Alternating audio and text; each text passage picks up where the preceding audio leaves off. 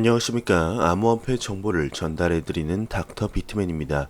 네, 새벽간의 G7 재무장관 회의가 성황리에 마쳤습니다. 네, 한번 살펴보도록 하겠습니다. 네, 일본의 부총리가 G7 재무장관 페이스북 리브라에 회의적인 태도를 보였다라고 언급을 했는데, 네, 로이터 통신에 따르게 되면 프랑스 파리 근교 샹티이에서 개최된 7개국 재무장관 및 중앙은행 총재회의를 마치고 아소다로 일본 부총리 겸 재무장관이 G7 각국 재무장관들의 페이스북 암호화폐 리브라에 대한 우려의 목소리가 커지고 있다고 합니다. 네, 회의 내내 다양한 회의적인 의견을 들을 수 있었다고 언급을 했는데, 이와 관련해 그는 리브라와 같은 디지털 통화는 국제 송금에 드는 비용을 절감할 수 있는 장점이 있지만 편의에만 집중하다 보면 장기적인 문제가 발생할 수 있다고 덧붙였습니다. 네, 그러면서 미 하원 금융서비스 위원장은 저커버그가 리브라 청문회에 출석할 것을 기대한다 언급을 했는데, 네, 금융서비스위원회 미국 하원 위원장이 오늘 청문회에서 데이비드 마커스 페이스북 암호화폐 사업 총책임자는 리브라 프로젝트를 중단하겠다고 직접적으로 언급하지 않았다면서, 따라서 향후 리브라 관련 청문회가 계속해서 열릴 것으로 전망이 된다고 합니다. 네, 마크 저커버그 페이스북 최고 경영자가 직접 청문회에 출석할 수 있기를 바란다고 언급을 했네요. 네, 그러면서 똑같은 부위원장이 암호화폐 죽이기는 불가능하다 이렇게 언급을 했는데, 네, 미국 하원 금융 서비스 위원회 부위원장이 마지막 연설에서 오늘 청문회는 10에서 20억 사용자가 사용할 수 있는 민간 화폐를 중심으로 진행이 됐다고 합니다. 네, 오늘 페이스북의 암호화폐 리브라와 관련한 공개 토론 현장에서 의회 정책 입안자들의 우려는 충분히 반영됐다고 하는데, 네, 그들은 암호화폐를 완벽하게 이해하지 못했고 그렇기 때문에 암호화폐를 죽이려고 했다. 그러나 암호화폐 죽이기는 불가능하다고 밝혔습니다. 네, 이어서 그는 그런 의미에서 이번 청문회는 상당히 유의미했다며 오늘을 계기로 미국 의회 내 정객들은 암호화폐에 대한 이해가 깊어졌을 것이라고 덧붙였다고 하네요.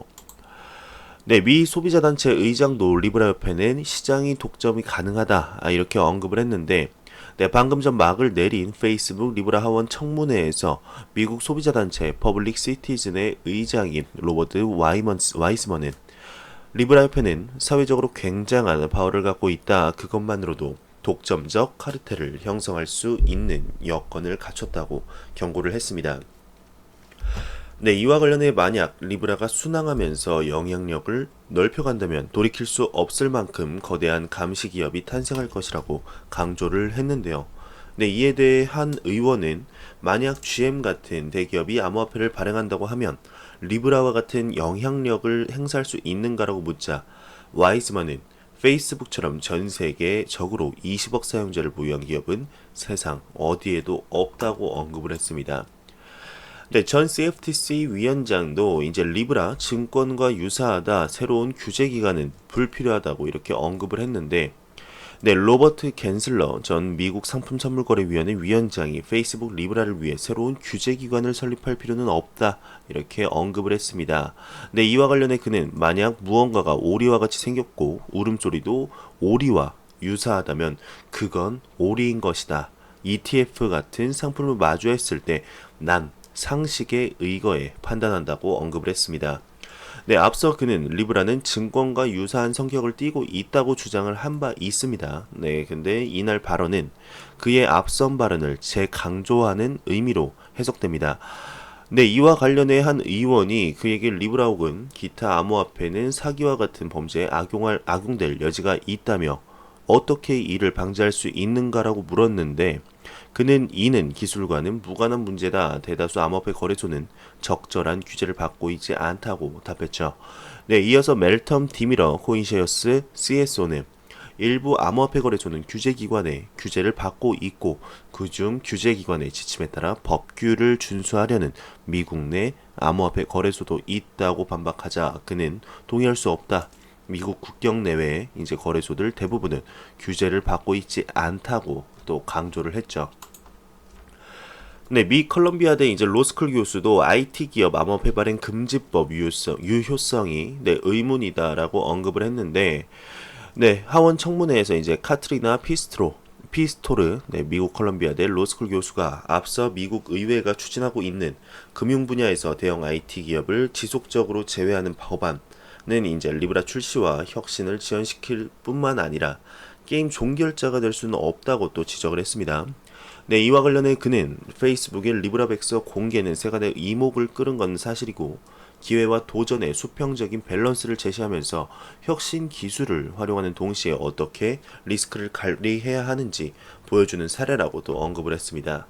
네, 지금 끊이지 않습니다. 계속해서 기사가 나온 걸 모두 총정리해서 보여드리는 중입니다. 네, IMF 수석 이코노미스트는 이제 각국 규제기관 리브라의 발빠른 대응을 보여야 한다고 언급을 했는데, 네, 기타 고피너스 IMF 수석 이코노미스트는 각국 규제기관들은 페이스북의 암호화폐 리브라에 세심한 주의를 기울여야 한다고 언급을 했는데, 발빠르게 대처해 올바른 조치를 취해야 한다고 언급을 했습니다. 네, 이와 관련해 그는 페이스북의 암호화폐 리브라는 금융산업의 포용성을 제고를 촉진시키는 반면 소비자 보호, 데이터 보호, 백도어 달러화, 즉 위법 성격의 미국 달러화가 자국 통화로 대체되는 현상인데 등을 우려를 동반한다고 또 설명을 했네요. 네, 이탈리아 재무장관도 이제 각국 정책 입안자 이제 페이스북 리브라 대응 준비 마쳤다 이렇게 기사가 나왔는데, 네, 로이터 통신에 따르게 되면 지오바니 트리아 이탈리아 재무장관이 세계 6대 경제 대국의 정책 입안자들이 프랑스에 모여서 회의를 진행했는데, 이들은 페이스북의 디지털 통화 출시 계획을 굉장히 우려를 하고 있죠. 거의 공포 수준으로 보고 있습니다. 네, 해당 기관을 견제할 대응 준비를 마쳤다고 말했습니다. 네, 또 그는 페이스북의 리브라 관련 우려는 이미 세계 각국 정부에 널리 퍼져 있으며 우려는 그에 상응하는 조치로 옮겨갈 것이고 각국은 이를 옳은 방향으로 통제하기 위해 노력하고 있다고 덧붙였네요. 네, 그러면서 페이스북은 리브라 오픈소스 랜섬웨어 공격 저지가 가능하다 이렇게 언급을 했습니다. 암호화폐 사업 총책임자 리브라의 코드는 오픈소스로 공개되어 있고 커뮤니티 구성원들은 개발 코드를 공유하고 개선해 나간다고 하는데, 이는 커뮤니티의 공식 검증을 거치지 않는 코드는 컴파일러가 실행에 옮기지 않는다는 것을 뜻하면서 랜섬웨어 공격을 효과적으로 방어할 수 있다고 언급을 했죠.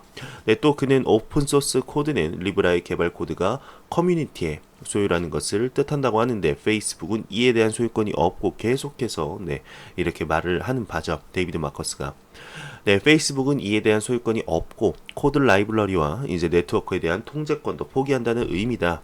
나아가 리브라 협회 차원에서 코드 업데이트에 대한 가이드라인을 제공할 예정이고 이를 통해 업로드할 수 있는 코드와 그렇지 않은 코드를 1차적으로 구별해낼 수 있다고 덧붙였습니다. 네, 자 지금부터는 이제 데이비드 마커스의 총 정리 들어갑니다. 지금부터는 이제 데이비드 마커스의 말을 한번 살펴보겠습니다. 네, 데이비드 마커스가 이제 리브라 미국 외 국가가 주요 시장 달러 위협 안 된다. 너 걱정하지 마라. 이렇게 언급을 했습니다. 네, 하원 청문회에서 이제 한 의원이 리브라 출시가 미국 달러화에 어떤 영향을 미칠 수 있는가? 우리는 리브라가 최종적으로 어떤 형태로 변모할지 모르겠다라고 묻자 데이비드 마커스 암호화폐 총책임자죠. 마커스가 리브라를 뒷받침하는 준비금은 주로 미국 달러화로 구성이 된다. 이어서 의원이 리브라는 기타 국가의 법정 통화 역시 준비금으로 허용하고 있다. 유럽연합의 유로와 영국의 파운드, 일본의 엔화 등 통화가 미국 달러화와 경쟁 관계에 있다는 것을 알고 있는가? 이렇게 물었는데 리브라의 주요 시장은 미국 외 국가다. 미국 달러화의 지위를 위협하는 일은 없을 것이다. 그만 좀 괴롭혀라. 네, 지금 이 말 속에서도 이렇게 짜증이 이렇게 들리네요.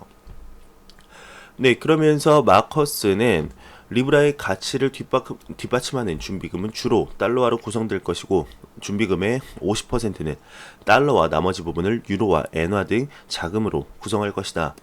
이에 대해 한 의원은 리브라가 다른 무허가 암호화폐 발행 기관과 다른 것이 무엇인가? 그들이 발행한 암호화폐는 결국 종이 쪼가리로 신세로 전락을 했다고 이렇게 물었는데, 이에 마커스는 리브라는 준비금이 그 가치를 뒷받침하고 있다 답했습니다. 이어서 의원이 리브라는 어떻게 준비금의 50%를 달러화로 유지할 것인가? 준비금을 구성하는 기타 법정 통화가 베네수엘라처럼 하이퍼인플레이션 문제에 직면하게 되면 어떻게 해결할 것인가?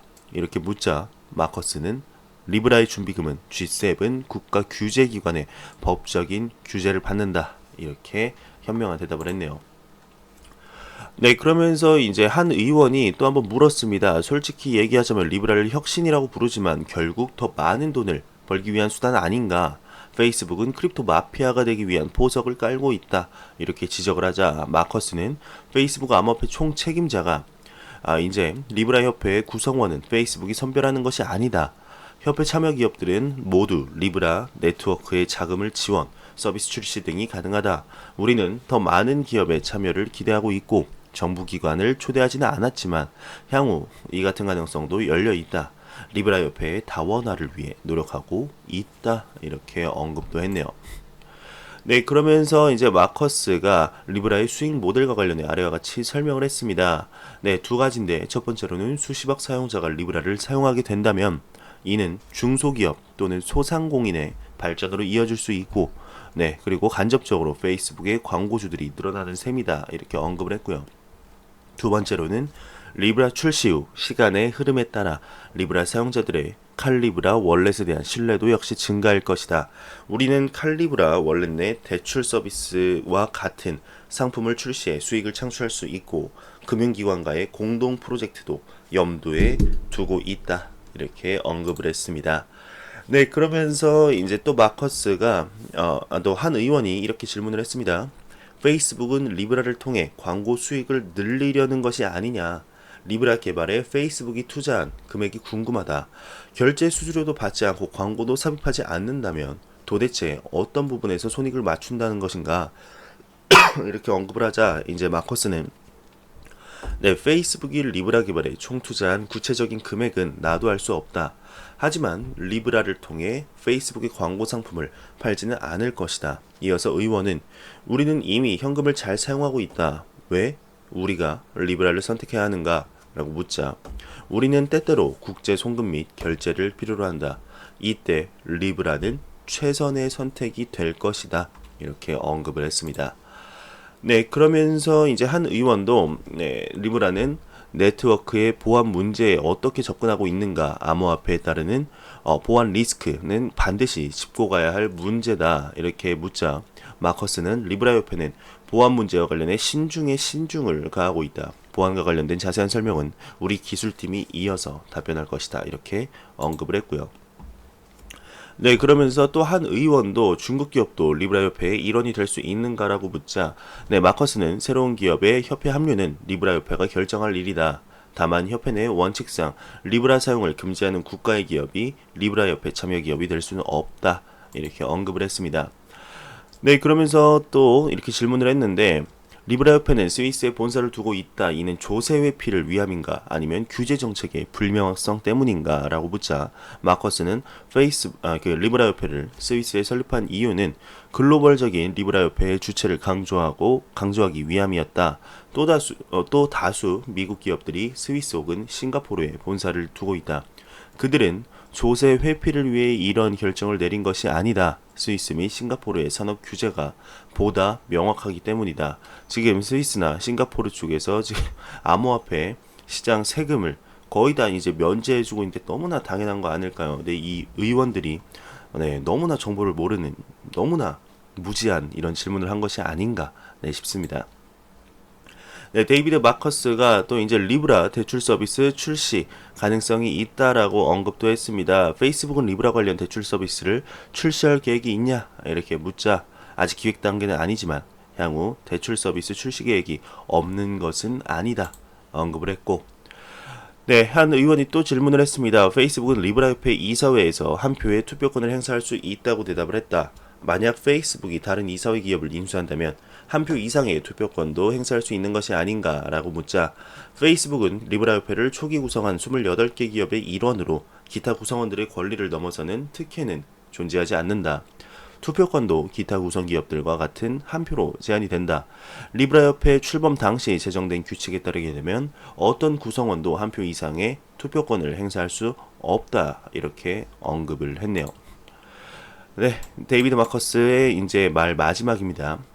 네, 하원 청문회에서 미 하원 의원 휘젠가가 법정화폐로 법정화폐와 비슷한 화폐를 만들려는 이유가 무엇인가? 리브라는 왜 달러, 유로, 엔화 등 법정화폐 기반 준비금이 필요한가? 당국이 제시한 합법화 조건을 충족시키기 위해 리브라는 암호화폐의 핵심 가치를 포기할지도 모른다. 이에 대해서 어떻게 생각하는가? 이렇게 질문을 했는데 마커스는 기존 디지털 화폐는 변동성이 매우 크기 때문에 결제에 적합하지 않다. 리브라는 좀 더 나은 결제 수단을 지원하고 싶을 뿐이다.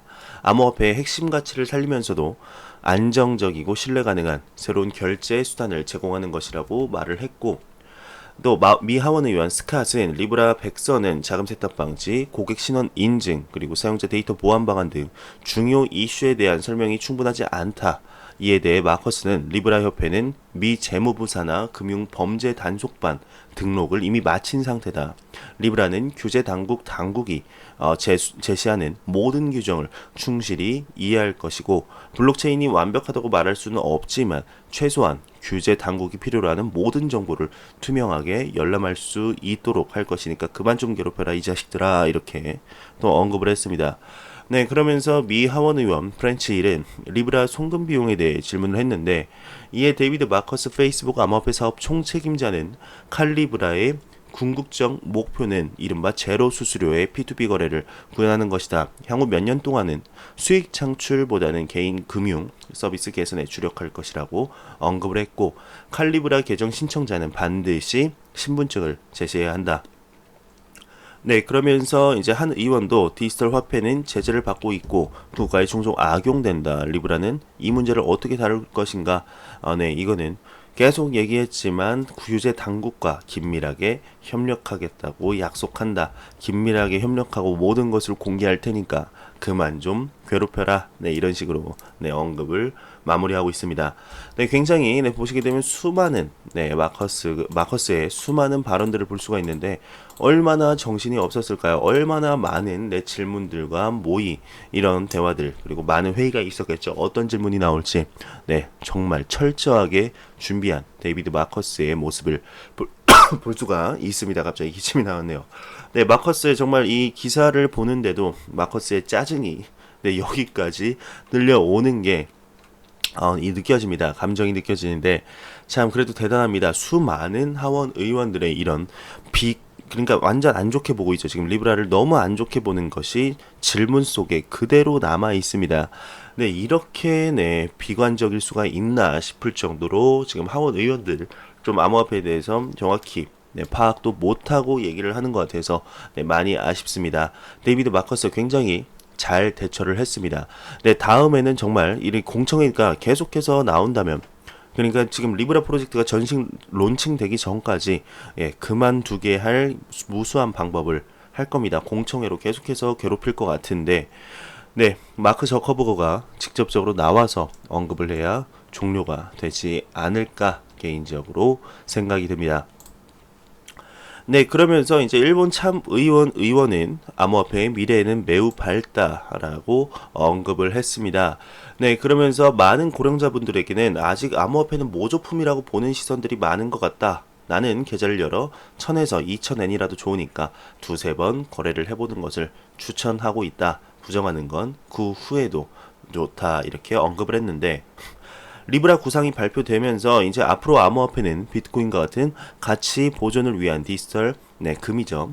가치 자산의 저장고, 그리고 리브라와 같은 국내외 결제용 통화, 리플과 같은 리플 XRP와 같은 은행 간의 국제 결제 통화 등 다른 기능을 갖는 것으로 이렇게 나누어질 것으로 생각이 된다고 합니다.